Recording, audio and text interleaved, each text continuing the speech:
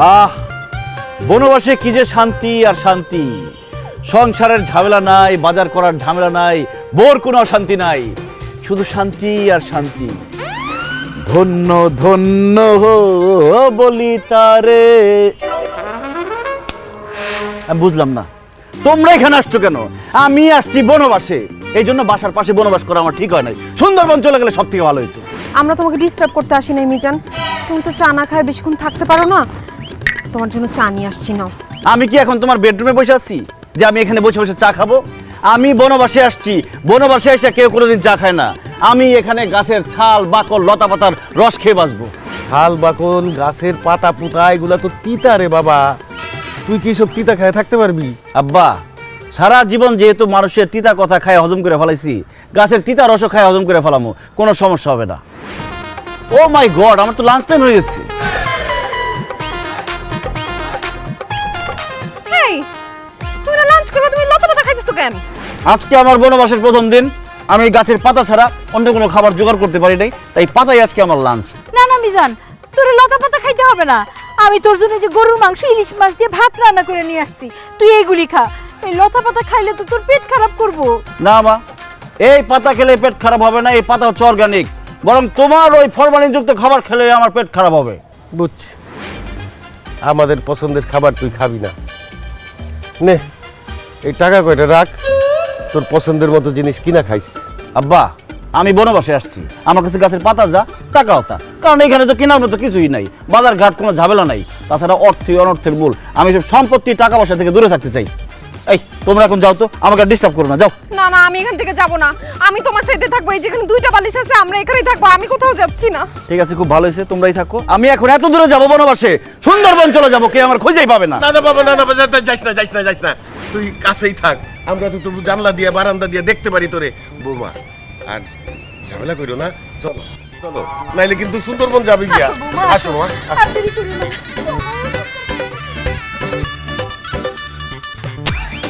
লাঞ্চের মধ্যে ডিস্টার্ব, লাঞ্চটাও ঠিক মতো করতে পারলাম না।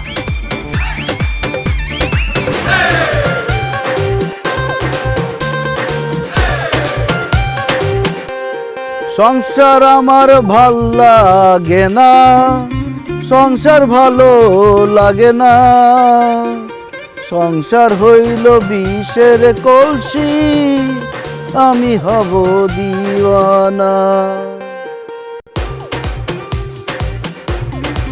এই যে ভাইয়া, এখানে আপনি কি করেন? আমি এখানে বনবাসে আসছি। কি বলেন ভাইয়া, এখানে তো বনও নাই বাসও নাই। বাঁশ নয়, বাস। আমি এখানে বনবাস যাপন করছি। তাই নাকি ভাইয়া? আপনি কি এখানে একা? বোকা মেয়ে বলে কি, একা থাকার জন্যই তো বনবাসে আসছি। জানেন ভাইয়া, আমিও না একদম একা। এই দুনিয়াতে আমার মা বাবা ভাই বোন দাদা দাদি স্বামী বয়ফ্রেন্ড সবই আছে, কিন্তু আমার কাউকে বেশি দিন ভালোই লাগে না। বাবা মার কাছ থেকে পালিয়ে বয়ফ্রেন্ডের কাছে চলে গিয়েছিলাম, আমার বয়ফ্রেন্ডের কাছে পালায়া আমার স্বামীর কাছে চলে গেছিলাম, যাকে আমি বিয়ে করছিলাম। কিন্তু বিয়ের কিছুদিন পরেই স্বামী সংসার আমার কিচ্ছু ভালো লাগে না, তাই স্বামীকে ডিভোর্স দিয়ে আমি রাস্তায় রাস্তায় একা একা হাঁটি। আচ্ছা ভাইয়া, আপনি কি বনবাসে একা একা থাকবেন? তাহলে আমিও আপনার সাথে বনবাসে থাকবো। কি? মাইয়া মানুষের ঝামেলার হাত থেকে বাঁচার জন্য আমি বনবাসে আসছি। এই বনবাসে এসে আমি আরেকটা মেয়ে নিয়ে থাকবো, সেটা আপনি ভাবলেন কিভাবে? ভাইয়া, আপনি রাখেন না আমাকে বনবাসে আপনার সাথে, আমি আপনাকে রান্না করে খাওয়াতে পারবো, আপনার সেবা যত্ন করতে পারবো, আপনার যদি ঘুম না আসে মাথায় হাত বুলিয়ে ঘুম পাড়ায় দিতে পারবো, আর যদি কাপড় চোপড় ময়লা হয়ে যায় সেটাও পরিষ্কার করে দিতে পারবো। তুই সব করলে আমি কি করব? হ্যাঁ, এক্সকিউজ মি, আপনি কে? আমার মাথা ছোঁয়া মারলেন? আমি এই বনবাস মিজানের ওয়াইফ। তুই কে? ও ভাবি, আমি পারুল, সবাই আমাকে পাগলি পারুল বলে ডাকে। আমিও বনবাস মিজানের মতো রাস্তায় রাস্তায় বনে বাজারে ঘুরে বেড়াই, কারণ সংসার আমারও ভালো লাগে না। ও, নিজের সংসার বাদ দিয়ে আমার জামাইয়ের সাথে সংসার করতে চাস না? আবার বলো সংসার তোর ভালো লাগে না? আমি বুঝছি তুই সেই ডাইনি, তুই সেই কাল ডাইনি যে আমার জামাইয়ের মাথায় বনবাসে থাকার বুদ্ধি ঢুকাইছিস না। তোরে আজকে আমি খাই। আই ভাবি, আই ভাবি, আই আই, আমি কিন্তু পাগল আছি, আমি কামড়াবো। ওরে আল্লাহ রে, বনবাসে এসেও শান্তি নাই। শোনো, তুমি যদি আরেকবার এখানে আসো, আমি কিন্তু সত্যি সত্যি সুন্দরবন চলে যাব। না না, তোমার কোথাও যাওয়া লাগবে না, আমি চলে যাচ্ছি।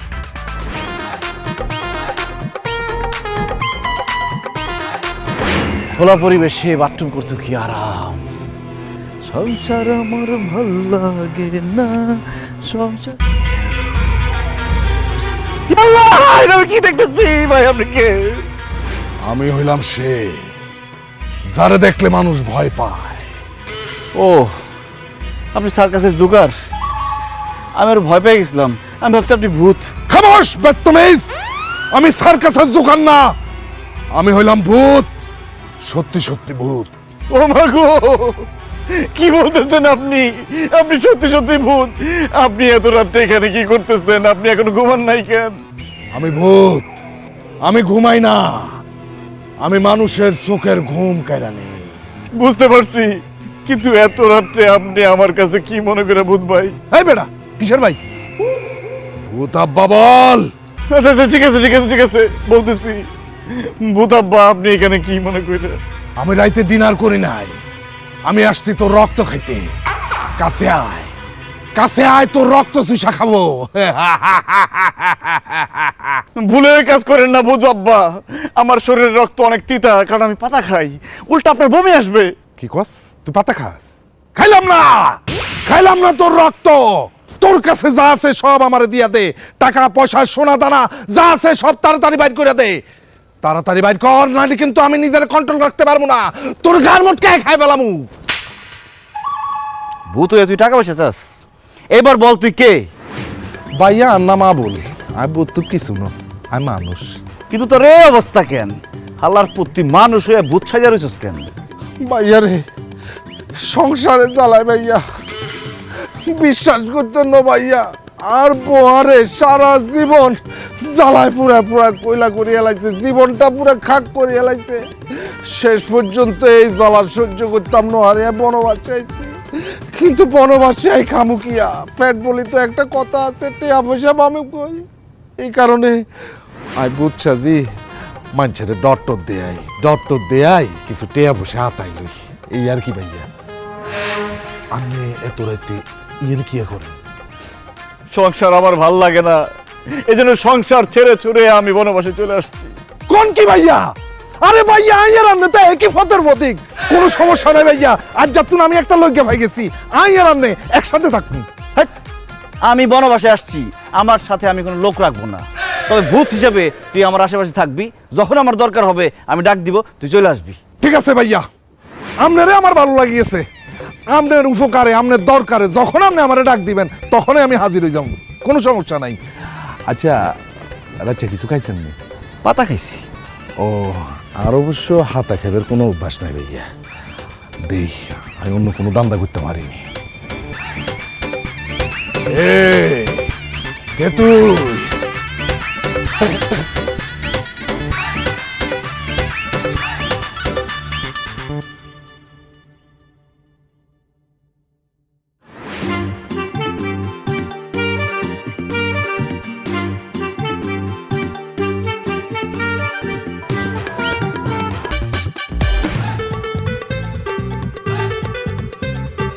কান্না বন্ধ কর। এসব মানে কি বিয়াই? পাড়া মহল্লায় দোকানপাটে কারোর সামনে আমি মুখ ধাইতে পারতাছি না। আত্মীয় স্বজনের সাথে ফোনে কথা বলতে বলতে কান ধ্যান্দা হয়ে গেছে। সবাই একই কথা বলতেছে, জামাই নাকি পাগল হয়ে ঘর থেকে বের হয়ে গেছে। বিয়া এইসব কি কথা বলতেছেন? উল্টাপাল্টা কথা। পাগল হবে কেন? ও তো বনবাসে গেছে। পাগল যদি না হয়, এই আধুনিক যুগে আইসা একটা মানুষ কি বনবাসে যাইতে পারে? এই, তুমি কাদের সাথে কথা বলতেছো? হ্যাঁ, ওনারা নিজেরাই তো পাগল। বেআইন, মুখ সামলায় কথা বলবেন। আমরা পাগল মানে? পাগল মানেটা বোঝেন না? বাঘের ঘরে বাঘ হয়, হাতির ঘরে হাতি হয়। পাগলের ঘর থেকে আপনারা পাগল, এই জন্য আপনাদের ঘরেও পাগল হইছে। বিশ্বাস করেন বেআইন, আমি পাগল না, তবে ওনার কথা আমি বলতে পারি না। কি? আমার কথা বলতে পারো না? তার মানে বলতে চাও আমি পাগল? আসলেই তো আমি পাগল। পাগল না হইলে তোমার মতো মহিলার সাথে 28 বছর ধরে কেউ ঘর করে? এই খবরদার, খবরদার বলছে, একদম মুখ সামলায় কথা বলবা। বিয়াইন, আপনারা ঝগড়া বন্ধ করেন। এই সেতু, তোর সামনে দিয়ে জামাই যে বনবাসে চইলা গেল, তুই তারে ধরতে পারলি না? আমি কি তোরে হাওয়া খাওয়া বড় করছি? তুমি কি ভাবছো? তাকে আমি ধরি নাই, তাকে আমি জাপটায় ধরে রাখছিলাম, কিন্তু সে সব ভাঙা চুরা বনবাসে চলে গেছে। যেখানে বনবাসে গেছে সেইখানে পর্যন্ত গেছিলাম তাকে ফিরে আনার জন্য। রাত্রে গেছিলাম একটু খাতির করার জন্য, কিন্তু যাওয়ার পরে যা দেখলাম, মা গো মা, চিন্তা করলে আমার গা শিউরে উঠতেছে। আমি মরে গেলে ওখানে আর যাইতে পারবো না। বুঝতে পারছি, জামাই তোরে নিশ্চয়ই ছুরি কিংবা তালোয়ার দেখাইছে, তাই না? আমিও হলাম দেলু মজুমদার। আমি যদি জামাইকে বনবাস থেকে এই ঘরে না আনতে পারি, তাহলে তুই আমার নাম বাদ দিয়া দিস।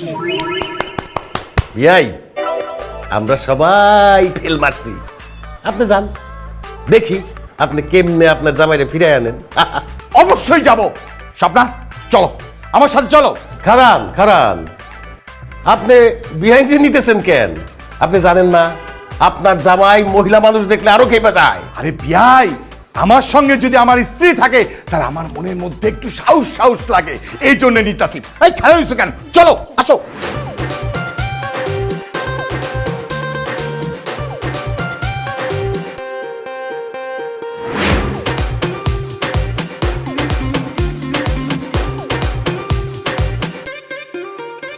জামাই বাবাজি, তোমার যদি জঙ্গলে থাকতে মন চাই তাহলে সেটা তুমি আমাকে বলতা, আমি তোমার জন্য গাজপুরে বিরাট বড় একটা রিসোর্ট তৈরি করে দিতাম। আরে তুমি যে জায়গায় থাকতেছো সেটা তো আমারই ভালো লাগতেছে না। লোকে বলে বলে রে ঘর বাড়ি বালা নাই আমার, কি ঘর বানাইমু আমি, কি ঘর বানাইমু আমি শূন্যের মাঝারে। লোকে বলে বলে রে ঘর বাড়ি বালা নাই আমার। আব্বাজান, এই শূন্যের মাঝারে ঘর বাড়ি রিসোর্ট বানাই কি হবে? একদিন তো মরে যাবো। চুপ করো জামাই বাবাজি, আমাদেরকে জ্ঞান দিতে আসবে না। তুমি এখন বাসা যাবা। এই তোমার জন্য কাঁদতে কাঁদতে আমার মেয়েটা পাগল হয়ে গেল। আর বাসায় গেলে আমি পাগল হয়ে যাব। এখন আমার বিরক্ত না করে আপনারা জানতো এখান থেকে। এখন আমার ধ্যানের সময়, আমার ধ্যানে ডিস্টার্ব করবেন না আপনারা। জামাই বাবাজি, আমি তোমাকে একটা ফ্ল্যাট কিনে দিব। ব্যবসা করার জন্য আমি তোমাকে 10 লাখ টাকা দিব, একটা দামি বাইক দিব, সাথে কিন্তু একটা ওই যে আইফোন মোবাইলে দিব। চলো বাবা, চল, আসো আসো। আব্বাজান, লোভে পাপ, পাপের মৃত্যু, এসব লোভ আমাকে দেখাবেন না। আপনি যে আমার সামনে মোলা ঝুলাইতেছেন এটা আমি খুব ভালো করে বুঝতেছি। আমি আমার ধ্যান, আমার বনবাস ছেড়ে কোথাও যাব না। জানে কেন থেকে? বুঝছি, সোজা কথায় কাজ হবে না, তোমারে জোর করে নিয়ে যেতে হবে। এই ধরো রে। এই, চল, কোনো না, চলো চলো। আব্বাজান, আরে ওঠো। আব্বাজান, আব্বাজান ছাড়েন, ঝামেলা আছে। এই কিসে ঝামেলা? চলো তুমি। আব্বাজান, যারা সাইড মে দেখিয়ে। আবার হিন্দি বলে? ধরো তোমার হিন্দি ছুটাইতেছি। এই সবরা সবরা সবরা, আরে উঠো। আরে কি হলো তোমার? আপনি কে ভাই? বন মানুষ নাকি? খাস বেত্তমেজ, আমার দেখে কি তোর বন মানুষ মনে হয়? আমি জিনের বাচ্চা আলবাত। আলবাত? আজকে তোর রক্ত দিয়া বানামু সারবাত। অনেকদিন ধরে বুড়া মানুষের রক্ত খাই না। আয় আয় আমার কাছে আয়। ভূত ভাই, আমার মাফ করে দেন, আমি ভুল করে ফেলাইছি। আমি কোনোদিন আর এখানে আসবো না, আমার মাফ করে দেন। স্বীকার করতাছস তোর ভুল হইছে? ঠিক আছে, তাহলে এখন তুই একটা কাজ কর, তুই আর তোর ওয়াইফ দুইজন মিলে এখান থেকে চলে যা। তা নাইলে তোকে রক্ত দিয়ে আমি ব্লাড জুস বানাবো। অনেকদিন ধরে খাই না। এই সবা, ও সবা বাড়াই খাবো। উঠো, রক্ত খাবে। উঠো উঠো উঠো উঠো।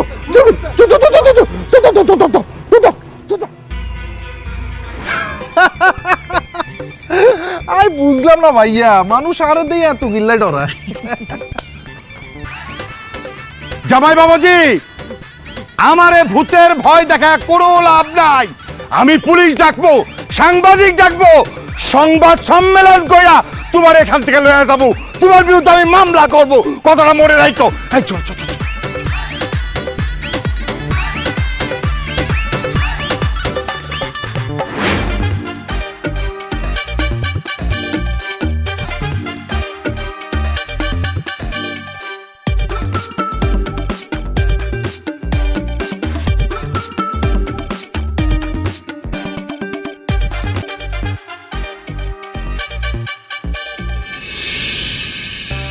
সুপ্রিয় দর্শকবৃন্দ, আধুনিক পৃথিবীতে মানুষ বসবাসের জন্য, ঘরবাড়ি বানানোর জন্য বন জঙ্গল কেটে উজাড় করে ফেলছে।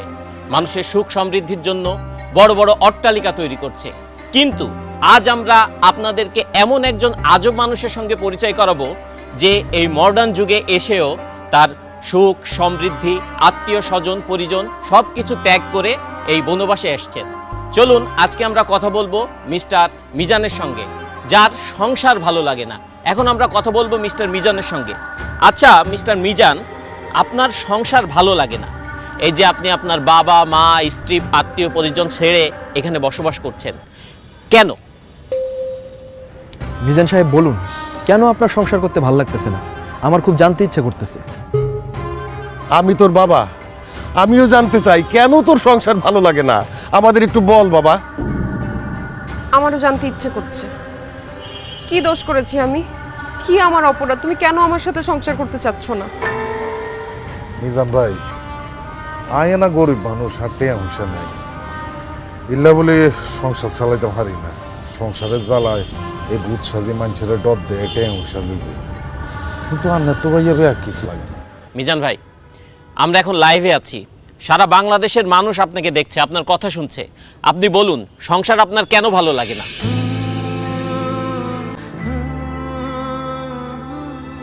আমি যখন অনেক ছোট স্কুলে পড়ি, তখন আমার মা বাবা, স্কুলের শিক্ষক সবাই আমাকে বলেছেন, সুন্দরভাবে পড়াশোনা করো, পরীক্ষায় ভালো রেজাল্ট করো, তাহলে জীবনে সুখ আসবে।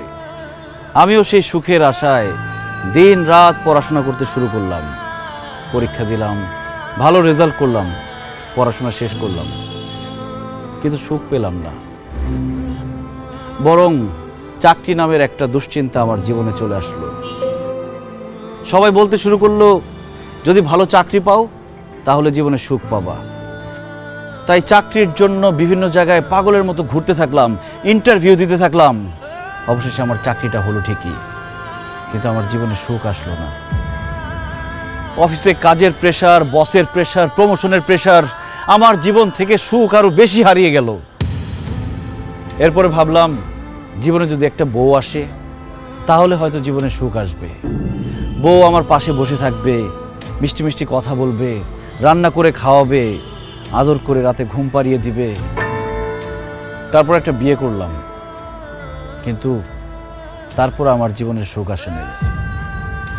অফিসের প্রেশারের সাথে আমার জীবনে আরেকটা প্রেশার যোগ হইল, সেটার নাম হচ্ছে বউয়ের প্রেশার। কাজের জন্য অফিসে বেশি সময় দিলে বউকে সময় দিতে পারি না, বউকে বেশি সময় দিলে অফিসে সময় দিতে পারি না, বউকে বেশি সময় দিলে অফিসে বসের ঝাড়ি খেতে হয়, অফিসে বেশি সময় দিলে বউর গোমরা মুখ দেখতে হয়। তারপর আজকে এটা লাগবে, কালকে সেটা লাগবে, পরশু ওইটা লাগবে। যখন যা চায় সেটা এনে দিলে সংসারে শান্তি, না এনে দিলে অশান্তি। বউয়ের সাথে ভালো মতো কথা বললে বাবা মা রেগে যায়, বাবা মাকে বেশি সময় দিলে, ভালো করে কথা বললে বউ অভিমান করে। শ্বশুর শাশুড়ির সেবা করলে বাবা মা রেগে যায়, আবার বাবা মার সেবা করলে শ্বশুর শাশুড়ি রেগে যায়। তবুও শ্বশুর শাশুড়ি, বাবা মা সবার মন জুগিয়ে এই সংসারে আমাকে চলতে হয়েছে। ঈদ আসলে সবাইকে নতুন জামা কাপড় কিনে দিতে হয়েছে, কিন্তু ঈদের মধ্যে আমি কোনো নতুন জামা কাপড় কিনতে পেলাম কিনা সেটা কেউ কখনো জানতে চায়নি। কেউ অসুস্থ হলে তাকে হসপিটাল নিতে হয়, ওষুধ এনে দিতে হয়, কিন্তু সারা দিন শেষে ক্লান্ত হয়ে আমি বাসায় ফিরলে আমার কি খারাপ লাগছে কিনা, আমার কি অসুস্থ লাগছে কিনা কেউ কখনো আমার কাছে জানতেও চায়নি। আর এইসব শুধু আমার সাথে না, বাংলাদেশের হাজার হাজার লাখো পুরুষের সাথে প্রতিনিয়ত হচ্ছে এরকম। এত কিছু করার পরও একজন পুরুষ মানুষ, একজন স্বামী কাউকেই খুশি করতে পারে না। সবার শুধু সেই পুরুষ মানুষটার উপরে কমপ্লেইন আর কমপ্লেইন। তাই সংসার থেকে আমার মন উঠে গেছে। আপন মানুষদেরকে আমার পর মনে হচ্ছে, বাড়িটাকে আমার জেলখানা মনে হচ্ছে। আমার মনে হচ্ছে আমার খোলা হাওয়া দরকার, আমার নির্ভেজাল জীবন দরকার, আমার একা থাকা দরকার। তাই আমি বাড়ি ছেড়ে, সবাইকে ছেড়ে এখানে এসে থাকার চিন্তা ভাবনা করেছি।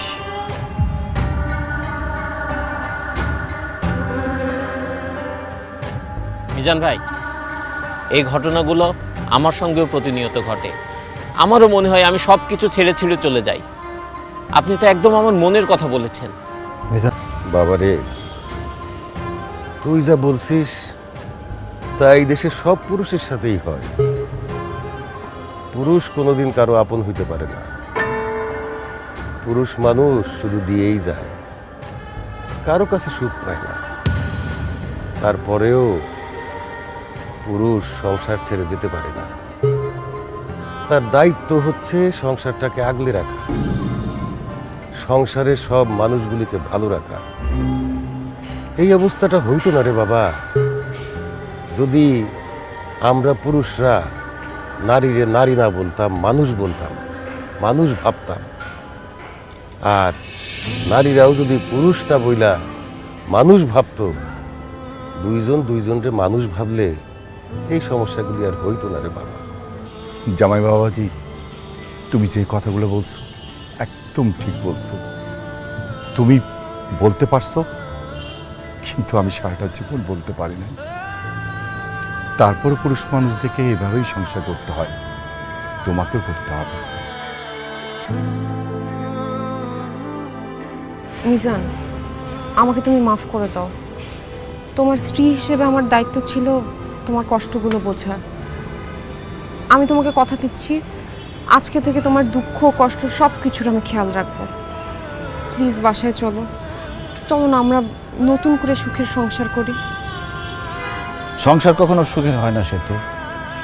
আমার মনে হয় কোনো সুস্থ স্বাভাবিক মানুষ সংসার করতে পারে না।